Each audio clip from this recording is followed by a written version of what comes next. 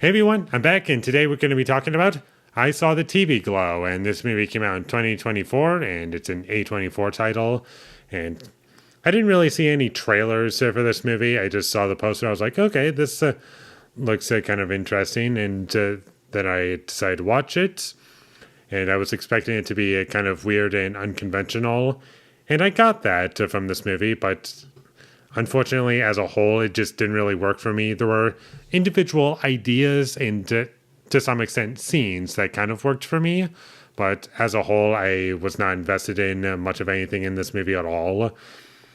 But to go to positives, I thought this movie looked very nice at points, and there were honestly scenes that looked really cool. Like in terms of the visual presentation, I thought this movie looked great, and honestly, that was like my favorite part of the movie is the look of it. And I also liked the music in the movie. I thought it was memorable and added to the film. Pretty much every character in this movie I liked except the main character. He was just not very interesting to me, and I just found him to be incredibly flat and uninteresting. And the actor Justice Smith didn't really do much for me either. I don't really blame him because his character is very flat and uninteresting, and he's very detached. And if that was the goal, I guess he did fine. But unfortunately, it just doesn't make for an interesting character or performance. Neither are memorable, neither really mattered at all.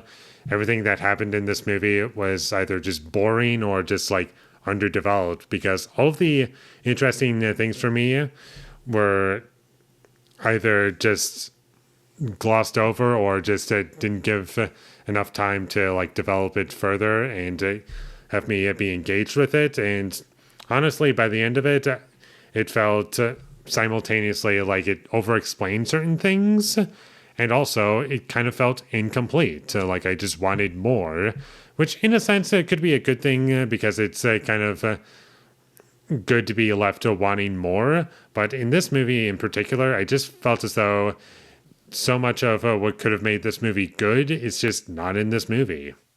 The dialogue in this movie, none of it felt like characters talking, and I was curious as to whether or not that was intentional to see where this movie would go. And I wanted to see, like, would things get better because of the intentions that's being made, or possibly is it being done this way because we're building to something?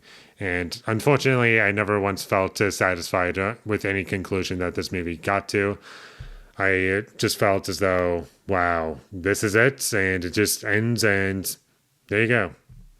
I didn't hate the movie by any means. I was just very disappointed, and I probably will forget about it within the next couple of hours.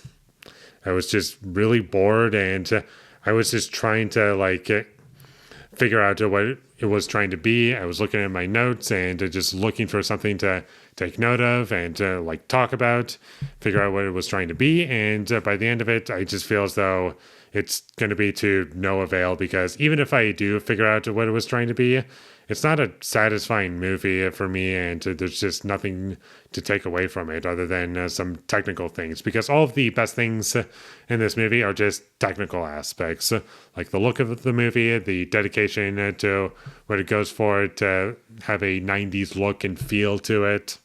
But unfortunately, what really kills this movie also, beyond like everything that I just said, is that this movie is really slow and it takes its time, and that can be a good thing for a movie to be a slow burn. There are plenty of movies that I love that could be considered slow burns that I love. But unfortunately, with this movie, it was so slow to the point where like certain characters would just not talk at all, no dialogue, no sound, no nothing.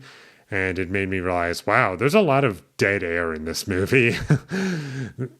And I also didn't feel as though this movie was really building to anything for at least 90% of it. And eventually, when you do get to some cool stuff, it's like, okay, we actually got something cool here, but unfortunately, it doesn't really make up for the hour and 40 minutes that I sat through watching it, hoping for it to be in service of something that I actually liked.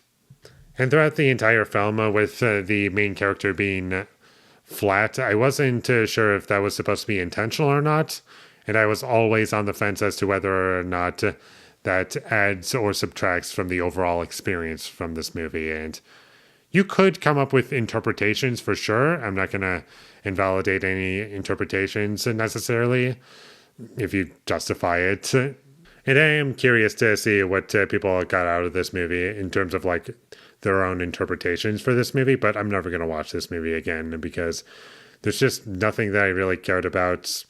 The whole movie just felt like a big waste of time and had some interesting ideas at best, but overall I can do without this movie.